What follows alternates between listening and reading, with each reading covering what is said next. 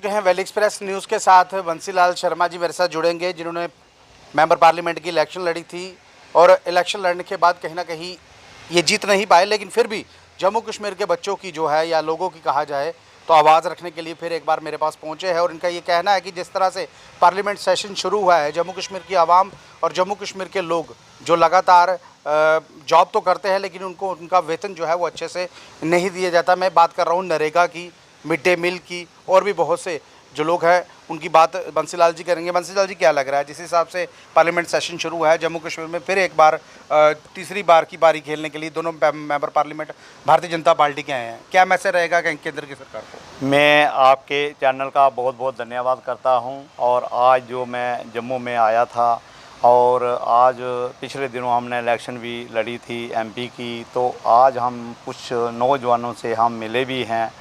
तो हमें ये पता चला है कि जब पार्लियामेंट में जो सेशन चलने वाला है तो चलो हम नहीं जीत पाए, तो जो हमारे जीते हुए जो कैंडिडेट हैं डॉक्टर जितेंद्र सिंह जी, जुगल किशोर जी, मैं उनको ये अपील करना चाहता हूं कि जम्मू का जो भी नौजवान पढ़ा लिखा है, इनके बारे में कोई ना कोई जो मसला है वो उधर बात जो है वो की जाए, क्योंकि जो बेरोज़गारी इतनी हो गई है और जिन लोगों ने बच्चे अपने पढ़ाए हैं, किसी ने ज़मीन का टुकड़ा बेचा है, किसी ने बैंक से लोन लेकर बच्चे को जो भी है पढ़ाई लिखाई डिग्रियां वगैरह कराई हैं, उसके साथ मैं ये कहना चाहता हूं कि जो बच्चे ओवर एज हो गए हैं उनको भी जो सरकार है कि 5 साल का एक और मौका जो है उन लोगों को दिया, एज रिलैक्सेशन जो है वो उनको दिया जाए, ताकि उनकी जो मेहनत है उनके पल्ले में कुछ ना कुछ पड़ जाए। तो मैं ये कहना चाहता हूं कि जम्मू प्रांत के अंदर, मैं अभी प्रधानमंत्री जी भी आए थे तो उन्होंने भी मतलब जो भी है हमारे नौजवानों के बारे में कोई भी मसला जो जम्मू के अंदर जो भी है वो कोई भी बात नहीं की है। तो मैं अपील करता हूं कि हमारी आवाज़ अगर उन तक ये पहुँचे, कम से कम हमारे जम्मू प्रांत के अंदर 8 लाख जो है नौकरियां जो है वो दी जाएं, ताकि जो सरकारी पोस्टें जो खाली पड़ी हैं उनको भी भरा जाए।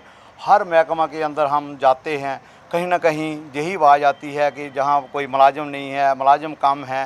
तो ये तमाम जितने भी लोग हैं, अभी हमें ये तीसरी बार जो है फिर इनको जो मौका मिला है, जैसे हमारे एमपी जुगल किशोर शर्मा जी हैं, डॉक्टर जितेंद्र सिंह जी हैं, क्योंकि जम्मू के लोगों ने आपको, जम्मू के प्रांत के जितने भी लोग हैं, इन्होंने आपको वोट अच्छे तरीके से दिए हैं।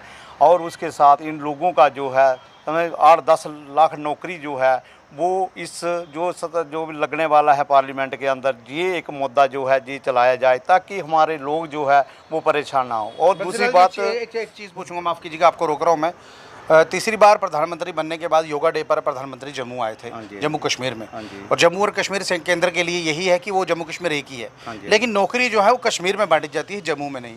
जम्मू लगातार वोट भी दे रहा है, सब कुछ दे रहा है, लेकिन भेदभाव जो है वो जम्मू के साथ किया जा रहा है। वो इसलिए बोल रहा हूँ मैं क्योंकि नरेगा की बात की जाए तो नरेगा के जो उनका वेतन बढ़ना चाहिए वो वेतन बढ़ा नहीं है। नरेगा वाले आज भी रो रहे हैं और भी मिड डे मील वाले रो रहे हैं, क्योंकि स्कूलों में जो बच्चों को पालन पोषण कर रही हैं, खाना खिला रही हैं, वो वही औरतें हैं जिनको 1000 रुपया मात्र दिया जाता है। उनके लिए क्या कहेंगे? तो मैं ये कहना चाहता हूं कि प्रधानमंत्री जी आए थे, हम भी उनका वेलकम करते हैं। जम्मू कश्मीर का उन्होंने दौरा लगाया है, हो सकता है जम्मू का ध्यान उनको नहीं आया हो, मगर जो हमारे लीडर हैं, जो भी जीतकर जहां से गए हैं, इनका फ़र्ज बनता है इन लोगों की आवाज़ है वो प्रधानमंत्री जी तक पहुँचाई जाए।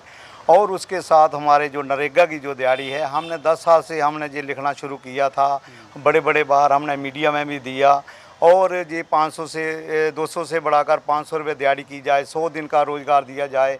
और आज इतनी महंगाई हो गई है, आज आंगनवाड़ी देखो, आशा वर्कर देखो, स्कूलों के कुक हैं जो हैं वो देखो, जिन लोगों ने ज़मीनें वगैरह दी हैं आज तक उन लोगों को पक्का नहीं किया है।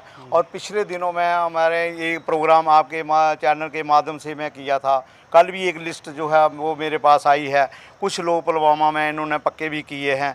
मगर ये बड़ी देखने वाली एक बात आती है कि जम्मू कश्मीर जब एक है तो हर जगह एक ही रूल होना चाहिए। ये इलेक्शन से पहले कुछ लोगों ने जो भी है कुछ लोगों को पक्का किया है। एक चीज़ पूछूंगा मैं आपसे, जम्मू और कश्मीर अगर एक है तो पुलवामा में मुलाजम पक्के होते हैं, और जम्मू में देखिए डेली वेजेस कहा जाए, पीएचई अस्थायी कर्मचारी कहा जाए, इनको तो किसी ने पक्का नहीं किया, इनकी लिस्टें कौन निकालेगा? मगर मैं ये कहना चाहता हूँ जहाँ के वोट लेने के खातिर ये काम कोई हुआ है या नहीं है, ये लिस्ट भी मेरे पास आ गई है और मैं इसकी कापी वो बहुत जल्दी जो है वो मंगा रहा हूँ।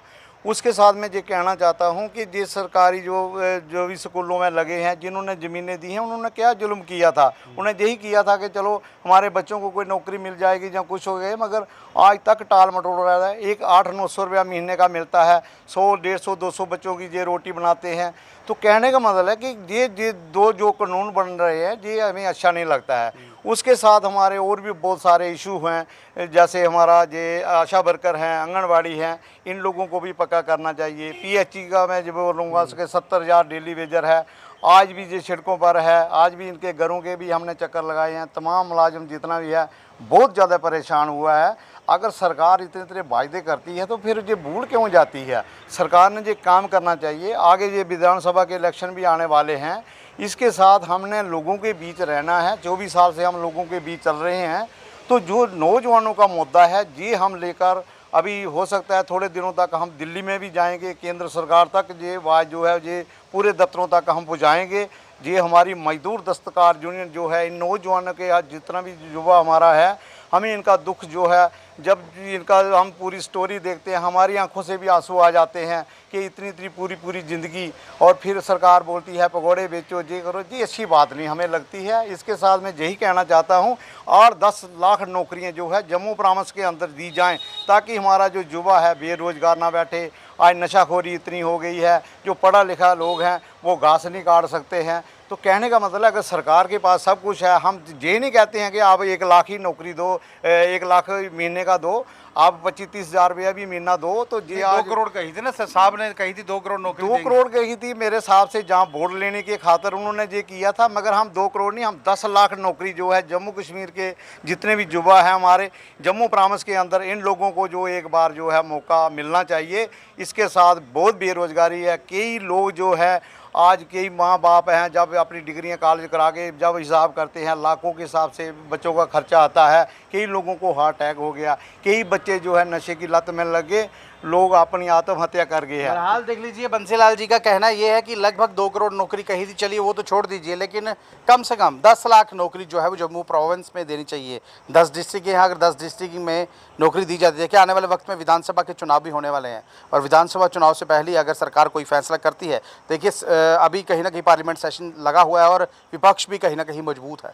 अब उस पार्लियामेंट सेशन से जम्मू कश्मीर के लिए क्या निकलेगा, क्योंकि यहाँ के 2 MP हैं, वो 2 MP जम्मू कश्मीर के लिए बोल पाएंगे या नहीं, ये बहुत बड़ा सवाल रहेगा।